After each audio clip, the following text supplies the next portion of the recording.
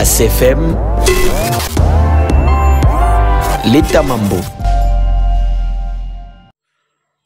Bonjour monsieur. Bonjour messieurs les journalistes. Vous pouvez vous présenter? Merci bien, je suis maître Charles Dubois, porte-parole des jeunes révolutionnaires du Tanganyika. Maître Charles Dubois, l'État Mambo. Merci bien messieurs les journalistes.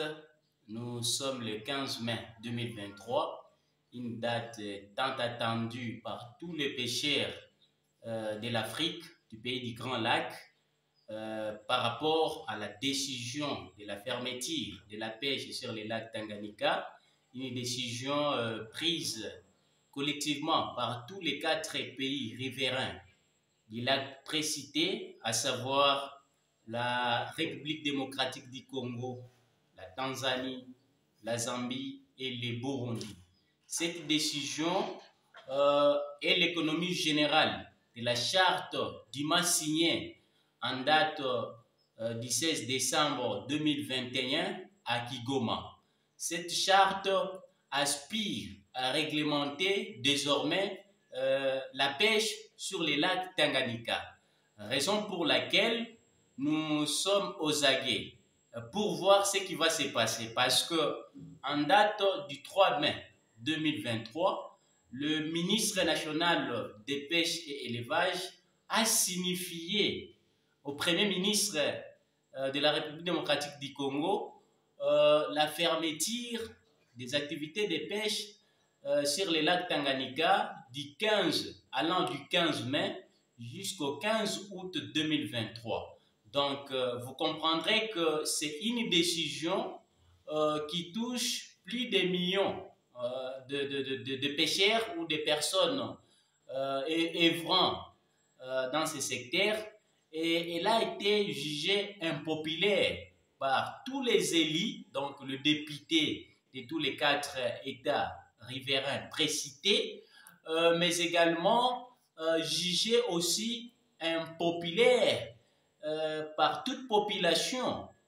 Donc, vous comprendrez qu'aujourd'hui, la population est dans une psychose, comme il s'agit d'un traité, bien sûr, une charte, et nous connaissons qu'en droit international, le principe est éthique, en ce sens que les conventions légalement formées doivent être exécutées de bonne foi, d'où la nécessité pour nous d'évoquer la maxime Pacta sunt servanda. Donc, nous observons ce qui va se passer. Comme il s'agit là d'une compétence exclusive du pouvoir central, on attend voir ce que la RDC va faire.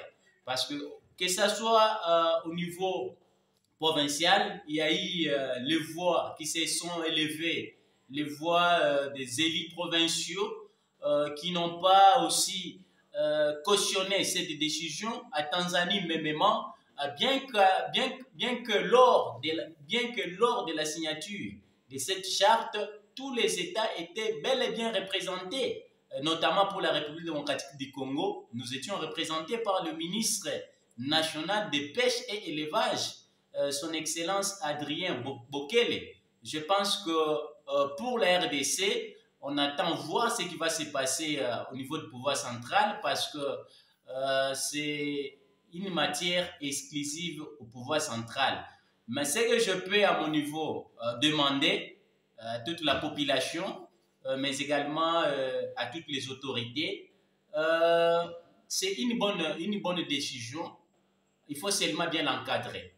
Bien l'encadrer, c'est-à-dire vérifier tous les paramètres possibles, parce que c'est un secteur aussi qui donne d'emploi à plusieurs personnes. Donc, s'il faut mettre une interdiction, il faut vérifier tous les paramètres possibles. À la population, nous pouvons juste demander à cette population de prendre leur mal en patience et de voir ce qui va se passer. Parce que la décision, je pense que pour procéder à un traité ou accord, il y a des préalables. Le gouvernement congolais a adopté, mais c'est une décision qui va conduirait beaucoup de personnes en chômage.